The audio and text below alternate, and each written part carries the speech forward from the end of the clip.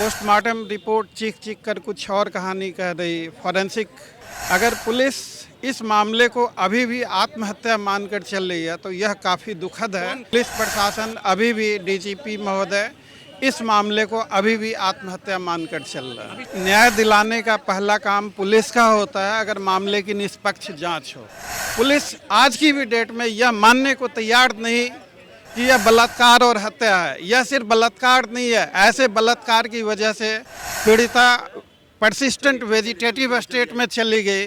पटना के Shambhu girls hostel में NEET की छात्रा प्रकरण मामले पर लगातार पीड़ित परिवार शुरुआती दौर से ही इंसाफ की गुहार लगा रहा है। लगातार पीड़ित परिवार का ये कहना था कि उनकी बेटी के साथ गलत हुआ है। शुरुआती दौर में पुलिस लगातार इसे सिरे से खारिज कर रही थी और आखिरकार पटना पीएमसीएच का पोस्टमार्टम रिपोर्ट ये चीख चीख कर कह रहा था कि सेक्सुअल असॉल्ट की बातें सामने आई और आखिरकार बिहार के डीजीपी, बिहार पुलिस के मुखिया कहीं ना कहीं एसआईटी का गठन किया और इस एसआईटी मामले की जांच लगातार कर रही है और जांच पटना से जहानाबाद की जांच की आंच जा रही है और कहीं ना कहीं फिर एफएसएल का रिपोर्ट सामने आया जिसमें साफ तौर पे मानव शुक्राणु पीड़िता के अंडरगारमेंट्स पर पाया गया और उसके बाद देखिए कि माता पिता समेत भाई और कई संदिग्ध लोगों का डीएनए सैंपल लिया जाता है और पुलिस इस पूरे मामले की जांच करती है और उसके बाद डीजीपी आवास पे पीड़ित परिवार को बिहार के डीजीपी के द्वारा बुलाया जाता है और डीजीपी आवास जब पीड़ित परिवार पहुंचते हैं तो उसके बाद क्या बातें होती है, फिर सचिवालय थाना बुलाया जाता है। पीड़िता के जो वकील हैं वो हमारे साथ मौजूद है। क्या नाम है सर आपका? एसके पांडे। पांडे सर, क्या पूरा मामला है?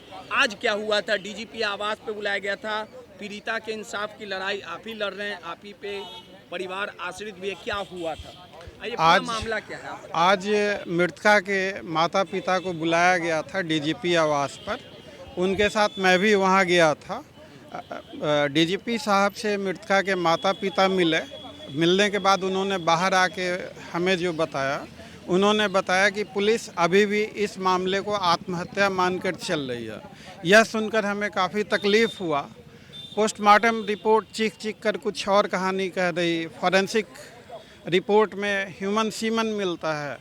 अगर पुलिस इस मामले को अभी भी आत्महत्या मानकर चल रही है तो यह काफ़ी दुखद है। कौन ये बात बोला कि आज डीजीपी साहब ने क्या बोला माता पिता से, पीड़ित माता पिता से? यह बयान उनके माता पिता ही दे पाएंगे क्योंकि हमें बताया कि पुलिस प्रशासन अभी भी डीजीपी महोदय इस मामले को अभी भी आत्महत्या मानकर चल रहा है। अब इस पूरे मामले को किस प्रकार से देखते हैं? न्याय कैसे मिलेगा वकील साहब? आप लोग वाले हैं, न्यायपालिका न्याय दिलाने का पहला काम पुलिस का होता है अगर मामले की निष्पक्ष जांच हो।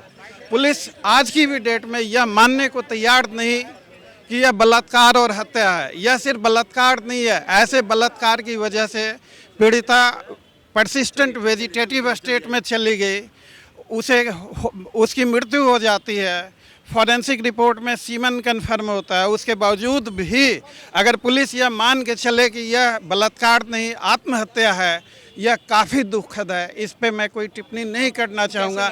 यह बिहार की जनता से आप सभी तमाम आप लोग पूछिए कि यह केस आत्महत्या है या बलात्कार है। इसका जवाब पुलिस दे कि यह केस बलात्कार है या आत्महत्या है।